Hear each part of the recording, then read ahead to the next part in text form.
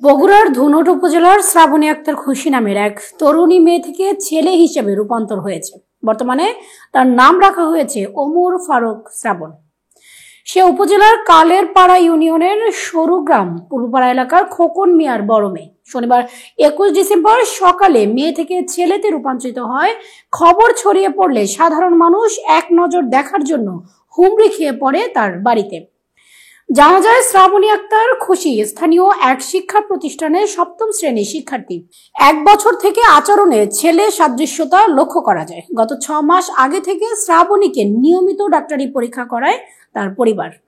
সরেজমিনে দেখা গেছে, তরুণীর বাড়িতে মানুষের ভিড়। প্রতিবেশীরা গাদাগাদি করে দাঁড়িয়ে আছেন বাড়ির সামনের উঠানে। দূর দূরান্ত থেকেও দল বেঁধে উৎসুক জনতা ছুটে আসছে তাদের বাড়িতে। আগের জীবন এবং বদলে যাওয়া জীবন নিয়ে প্রশ্নের যেন শেষ নেই মানুষের। জনতার ভিড় সামলাতে হিমশিম খেতে হচ্ছে পরিবারকে। শ্রাবণী আক্তার খুশি জানান, মেয়ে থেকে ছেলে রূপান্তরিত হয় আমার কোনো দুঃখ নেই। বাবার কাজে সহযোগিতা করতে পারবো ভেবে আমি অনেকটা খুশি হয়েছি। বর্তমানে আমার নাম রাখা হয়েছে ওমর ফারুক শ্রাবণ। ধুনট উপজেলার স্বাস্থ্য পরিবার পরিকল্পনা কর্মকর্তা সাজ্জাদ কাদির বলেন, হরমোন পরিবর্তনে এমনটি হতে পারে, তবে এক্ষেত্রে ছোট অপারেশনের প্রয়োজন হয়। তিনি আরো বলেন, শ্রাবণীর বিষয়টি আমার জানা নেই।